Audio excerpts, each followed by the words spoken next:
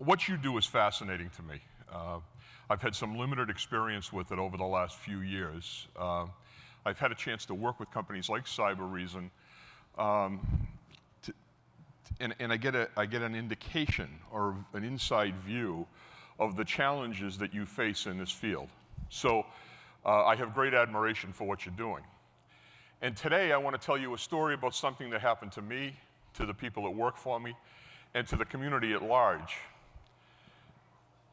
that was deemed a success as far as our response. We failed to prevent it. There were many failures that occurred during the response, but overall, we were able to do what needed to be done in a very short period of time. And so, because I know a little bit about what you do, I just want to talk about the lessons that we learned from what happened here on April 15th, 2013, and how those lessons may translate to you, not only at work, but at home. For the last few years, I stepped down from the Boston Police Department in 2014, and I've been involved. I have my own consulting business. And I work for clients like Rachel talked about, Verizon and AT&T and Deloitte and some other big companies. And every one of them is struggling with this issue. More importantly, when I go to see my clients at businesses in Boston, the CEOs are always asking me, what's the spend? I spent $250,000 last year. I spent $500,000 a year before that. And our CISO, our IT director, our top people on technology are coming in saying they need more, they need more, they need more. And I don't understand it. So we spent some time trying to advocate for people in your position to the CEOs and the board people that are asking for some outside opinions on this. And I'm very lucky to have some very experienced people like Admiral Mike Brown, who stood up the DHS Cyber Command working with me. We learned a lot when we go into these companies. But more and more and more, I'm realizing that the lessons that the public sector learned after 9/11 and the training and the preparation that we went through and then experienced this horrible attack here in Boston, there are lessons there that can make everybody safer. And there are tools out there now that weren't available before 9/11. But the basic principles are the same.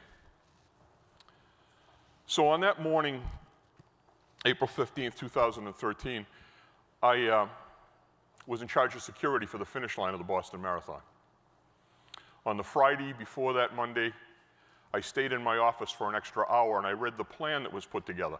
The plan was put together by a combination of people from my Fusion Center, which is called the Boston Regional Intelligence Center, along with the FBI Joint Terrorism Task Force, the State Police Fusion Center, and our other partners in government. We do a lot of special events here in Boston, and this is one of the biggest every year. It's an international sporting event. When you look at that finish line, there's a bridge that's built over the finish line, and it's full of cameras and photographers. And they come from all over the world to cover an international sporting event. And we know, because we're trained in terrorism, both by the United States government, and I've been overseas a lot and worked with governments in the Middle East and in the UK and in Northern Ireland. So we're pretty well versed on how this works and what to be careful of. And so knowing that all of these media people are there makes us a target. So we're very concerned about it. We take the planning seriously. We take the training that stems from that planning seriously.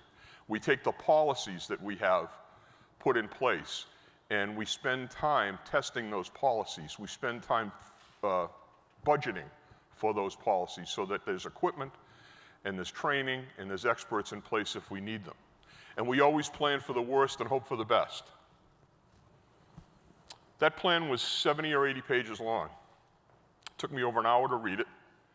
It listed all of the people that were available to us, not only from my police department, but from other police departments and other partners, EMS, fire, federal agencies, National Guard.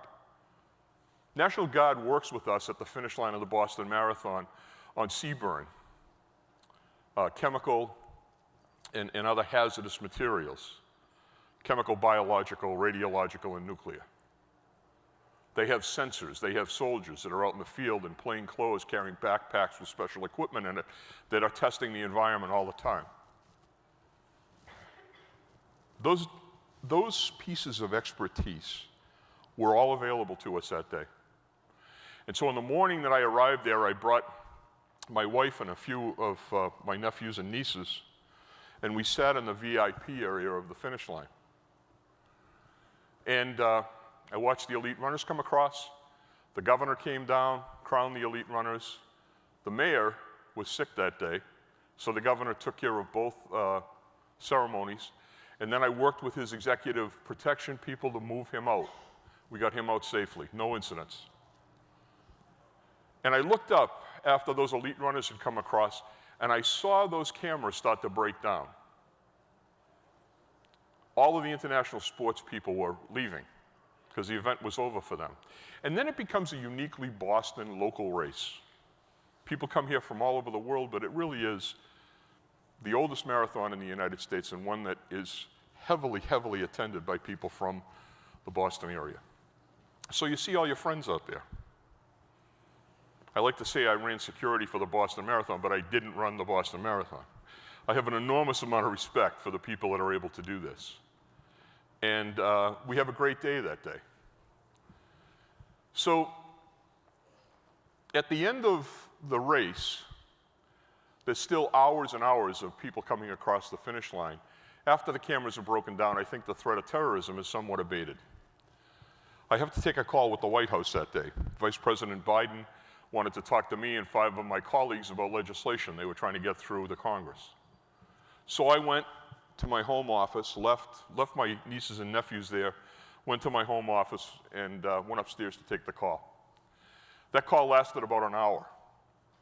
At 2:50 p.m. on the 15th, my phone rang almost immediately upon my hanging up at the White House. And it was my chief of department, and he said, "Commissioner, I have 2 explosions at the finish line." I said to him, "Danny, what kind of explosions?" We've had electrical explosions down there. There are other reasons why things can blow up in a city environment. And he said, "I don't think they're electrical, Commissioner. Danny Keeler is screaming for all the ambulances he can get. And he's talking about multiple amputations." Now, Danny Keeler is one of our most experienced homicide detectives. Danny Keeler doesn't scream. This was a bad sign. I shot out of my house. My driver was still outside. I got in the car and we raced to the scene, about 6 minutes away. As I was going there, I could hear the requests for ambulances, people upset, needing help, calling from all over, calling for assistance from all over. But the bosses had stepped up and started to gain control of the chaos. And I could hear that on the radio such that I didn't have to intervene myself. And I had another job. I needed help. We had recently been trained by the Director of National Intelligence about the Mumbai attack just before this incident. And Mumbai was hit by multiple teams at the same time. Our worst nightmare. Because we have SWAT teams, but we only have a small number of people that are trained and have those weapons and understand those tactics. And our big fear was this was only the first. These 2 bombs was only the first of multiple attacks. So my first call went to Warren Delorier. Richard, I'm getting 2 FBI agents confused. Richard Delorier. Warren was his predecessor. I called Richard Delorier and I said to him, "Rick, we have 2 explosions at the finish line. I need your SWAT and EOD people right away. See me at Ring Road." And you know what he said? "We're on the way." Now, I don't know if any of you deal with the feds, but we have a joke in policing that says, "I'm from the federal government, I'm here to help you." That's not usually the response you get from a federal agency when you call for help. They usually have you filling out forms and calling people that have to okay things. But Rick was right there and immediately sent his teams out. And I knew those teams were available because of the plan. Similar call I put into Timmy Albin, the colonel of the state police. He too had a SWAT team and an EOD, explosive ordnance disposal team, that he could send to the scene. They all started to roll there. It was only then that I called the mayor.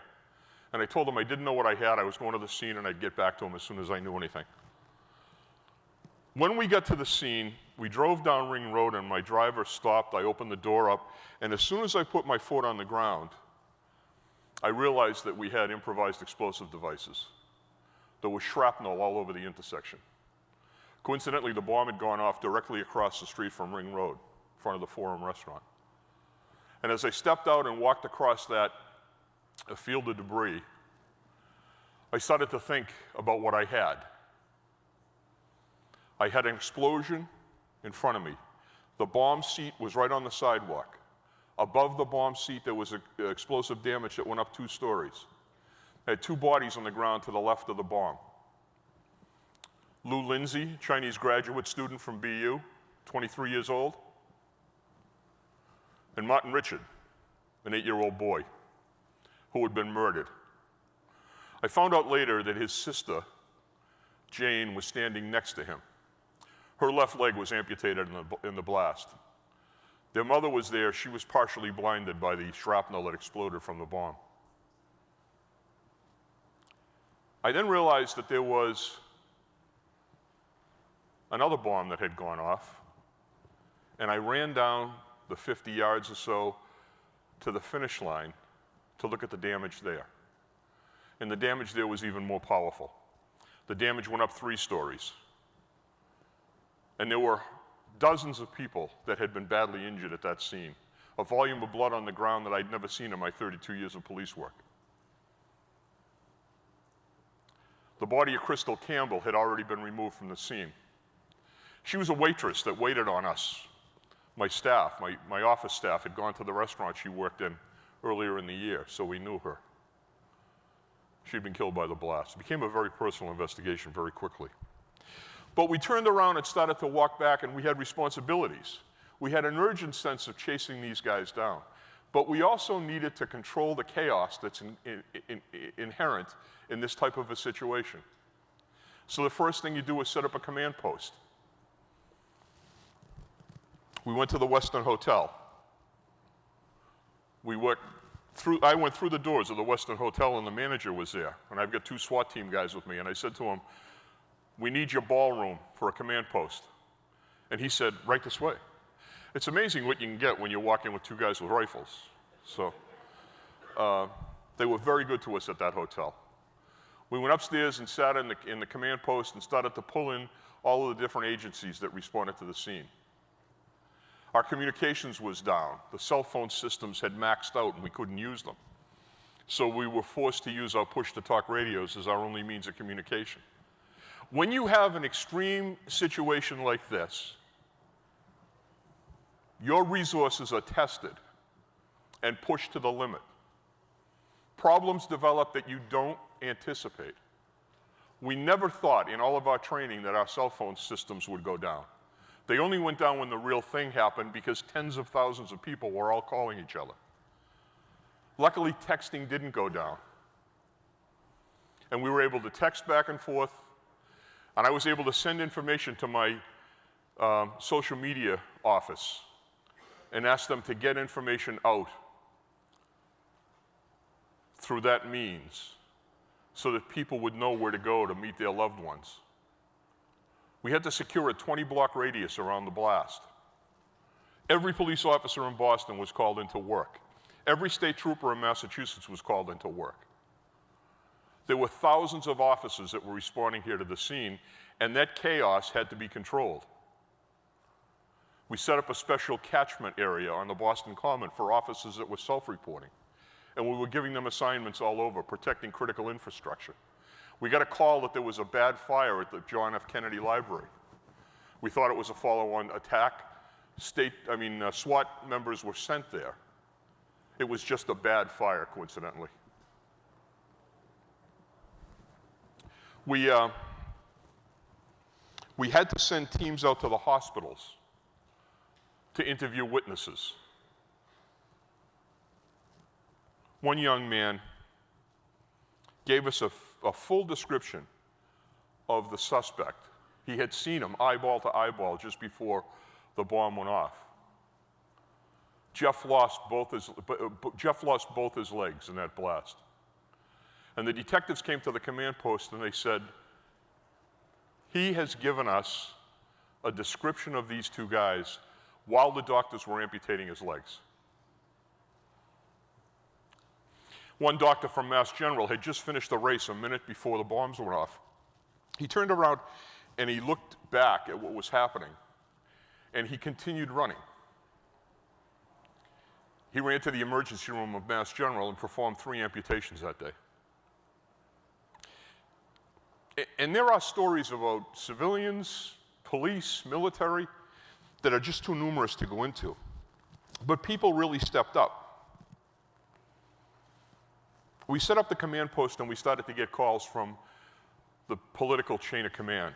Senators showed up, congressmen showed up. I got a call from Bob Mueller, the FBI director, who I knew and had worked with. Bob offered all the support that he could give us. The president called Mayor Menino, offered all the support he could give us. Eric Holder, who was the attorney general and who I had worked with previously, called on my cell phone and did the same thing. So we started to go after cell phone information. We started to download cameras. We started to do conventional investigations, picking up evidence, but at the same time, running down all the leads that we could to ground. One suspect was a young man that was walking out of the explosion site, and his clothes were shredded. And as somebody who's been to bomb factories before, mostly we go to bomb factories after the bomb makers have blown themselves up. So the fact that he was shredded didn't take him off the suspect list. As a matter of fact, it raised him up. And when he saw the police, he took a cell phone and he threw it down on the ground. And the police thought that he was trying to dump evidence of a remote-controlled detonator. So they corralled him, put him in an ambulance, put a SWAT team with him, and went to the emergency room. 6 hours it took us to run this down. He was just a victim. But there's an enormous amount of chaos and the fog of war around an incident like this. How do you cut through it? We went back to our plan. We relied on our resources. Why did Rick Delorier say, Ed, I'm on the way? Why did Tim Albin say, we'll see you on Ring Road, Ed? They did that because we not only knew each other, but we trusted each other and respected each other. Because we knew that things like this happen, we would meet for breakfast quarterly. And sometimes we'd sit down and talk about planning for an event like this. Other times we'd sit down and talk about cases we were doing jointly. And other times, we'd just talk about problems that we have as the lead of the agency. It was kind of cathartic to talk to other people who couldn't talk to their employees about other employees, right? So sit around and talk about the problems we're facing. But that prior relationship that we established was vital to a proper response. And so I've already talked about the plans, and as you can probably derive from what I've said, planning's important. But so is trust and the ability to reach out to the people you need in a crisis. Rick Delorier, Tim Albin, myself, members of the intelligence community, we met every 3 months. And so when the balloon went up, so to speak, when this thing happened, we only needed to call each other and get the resources that we needed to respond. Remember one thing, you cannot establish a relationship in a crisis. You need to look at your environment, look at the potential problems you will face, and make sure you identify those resources that you're going to need when the balloon goes up. For many of you, that can be a DDoS attack, a ransomware attack. It can be the loss of a whole system. What do you say to the CEO when they say, get us back online? Do you have resources available? Have you ever tabletopped with the CEO, the general counsel, the CISO, public relations firm? people that are going to have to put their heads together when this thing blows up. Have you done that? Should you do that? Luckily, we had not only put the plans in place, but we had rehearsed them. And we had identified deficiencies in our equipment and planning. We were able to correct those before April 15th. So our response was much more coordinated. The investigation went on for 4 days. We used those technical investigators to comb through every piece of video and still photos that we could get. For the first time in the history of a terrorism investigation, at our urging from the Boston Police Department, the FBI and the other agencies crowdsourced information from the public. When we started this, we were doing it the old-fashioned way. We had troopers out at the airport confiscating cameras off people. Were you at the marathon? Give me a camera. Were you at the marathon? Give me your phone. They had 20 or 30 phones put together. And I sat back and I said, well, that's fine for people that are flying out of here, but what about the rest of the community? There were thousands of phones taking pictures here. So we crowdsourced. Overnight, we got 12,500 video and still photograph submissions. So much so that the FBI computer crashed. We didn't have enough capacity. But it was quickly rebuilt, and we were able to go and retrieve those photos. And we used those photos to develop the evidence that we needed to track these guys down. And I got a call from a friend of mine from the CIA on Tuesday night, and he said to me, Eddie, are you going to get these guys? And I said, look, we're going to identify them, but there's no doubt in my mind we're going to be sending that information to you. These guys are gone. Wherever they came from, they're going back there. That was my thought and the thought of most of the investigators. Tragically, we were wrong. The president came in on Thursday. Later in the day, we identified photographs of the suspects, and after some debate, we put those photographs out on the internet. We had a big press conference right down the street. Now, these incidents all happen within a half mile of here. We had a big press conference down there, loaded international press from all over the place. They took pictures of these guys. I had not slept more than 2 hours a night for the preceding 3 nights. I was heading home to catch up on some sleep, confident in my belief that someone would see these guys and tell us who they were. They did not. Even though some of their friends identified them, they never called us. Matter of fact, some of his friends went so far, the younger brother, as to destroy evidence in his dorm room of the attacks, gunpowder, marijuana, things that he was into that were illegal. At about 11 o'clock that night, I get another phone call from Dan Linsky, and he said, Commissioner, a police officer has been killed in Cambridge. I said, what happened? He said he was shot. I said, is it our guys? And he said, no, it looks like it was an armed robbery gone wrong, but we're still looking into it. I said, all right, call me back if there's any connection to our case. I was punch drunk at that time. Even my wife said, Ed, that's got to be connected to your case. When was the last time a Cambridge cop was killed? I said, look, everybody's telling me it's not connected. I'm going back to sleep. And I went back to sleep. An hour later, Linsky calls me back and he says, Commissioner, they're shooting at us and throwing bombs. I can hear the gunfire in the background. Again, I jump in the car, race to Watertown. I walk into a scene that looks like a military incident. There were hundreds of rounds fired, both by the suspects and by the police. When you walked into the area, there were 2 pressure cooker bombs that had been thrown at my cops and blew up, just as powerful as the bombs that were used to kill people at the marathon. And then in addition to those 2 bombs, they made 7 little hand grenades, 2.5-inch steel pipe elbows that they capped and put gunpowder in and fused, and they were throwing these at the cops. And the cops were shooting back at them. And we made some mistakes. The cops came in from 360 degrees of the compass when the shooting started.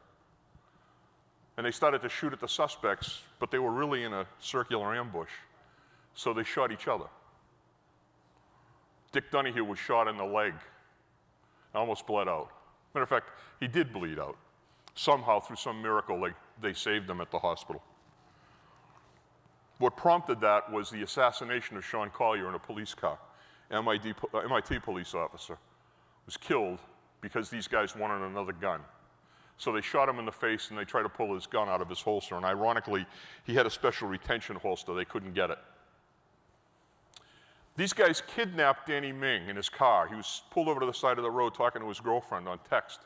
And they went up and they stuck a gun in his face and they took his car and they said to him, "We're the Boston Marathon bombers. We just killed a cop in Cambridge and you're coming with us to New York so we can blow up the subway station." That's where they were taking their bombs that night. They had to stop for gas. Right over here at Mass Ave Memorial. They pull up and they pump. The credit card machine isn't working, so the younger brother has to go inside to pay for the gas. While he's in there, Tamerlan, the older brother, is holding a gun on Danny Ming. But Danny sees it's his only chance. He said, "I practiced it in my mind. Pull the handle, press the button on the seatbelt, push against the door, fall on the ground, and then run." And he did it. And he got away. And he burst through the door of a gas station across the street and he said to the guy, call the police, there's been a murder." And the guy called the police. And my guys got there and they said, "What happened?" And he said, "The bombers, they told me they killed a cop and they blew up the Boston Marathon." And the cop was incredulous. He said, "Well, where are they?" And Danny said, "They're in my new car, my new Mercedes SUV. And they just drove away." And the cop said, "Give me a description." So Danny said, "It's a black SUV, but the GPS number is 123456. So the cop looks at him, he goes, "How do you know that?" And Danny says, "I'm an MIT student, I remember numbers." Heroic, smart. If it wasn't for Danny, these guys would have got to New York and blown up a subway station. We would have lost dozens of more people. But with the GPS information, the Watertown police were able to find them. Now, I could go for hours about what happened in Watertown. The shootout, Jeff Pugliese flanking the suspects and shooting face-to-face, head-to-head with Tamerlan. Joe Carr running Tamerlan over as he tried to escape. And then the hunt for him that shut down the city. There's a whole hour there. I'm not going to go into that. But there were some heroic, incredibly brave things that were done by my men and my women and the citizens of that great city, Watertown.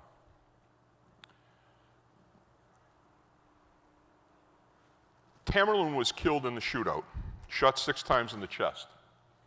Jeff Pugliese didn't have a bullet on him.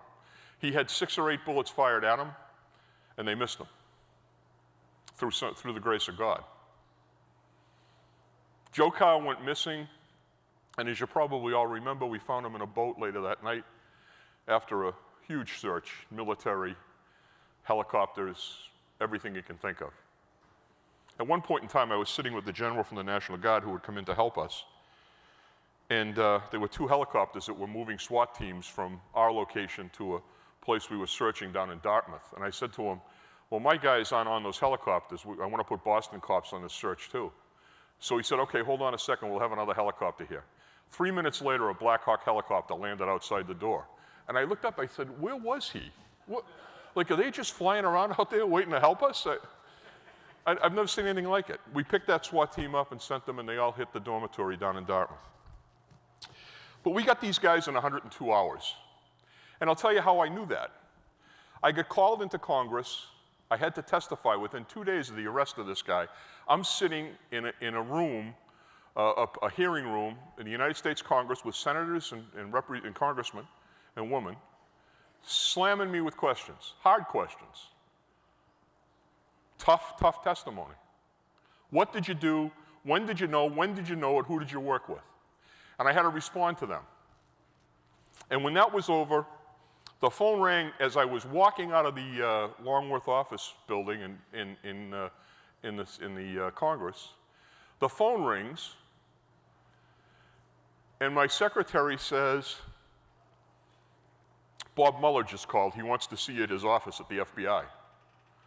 And I was with my attorney from the general counsel of the police department, and she said to me, "What's that all about?" And I said, "It's either going to be very good or very bad. I don't know. Let's go." So we went to FBI headquarters, went up to the top floor, and Bob and his assistant Sean sat across from me, and they said, "Do you realize what you've done here?" And I said, "No. What are you talking about?" And he said, "In 102 hours, you people were able to run down the most significant terrorist attack that's happened since 9/11. How did you do that?" Well, we did it because we leveraged technology. We did it because we had prior relationships. We did it because we planned and exercised those plans. And I was really happy that it was a happy time with the FBI director, not a bad time with the FBI director. And I'm even more happy that I'm not being questioned by Congress today. 3 years ago was much calmer.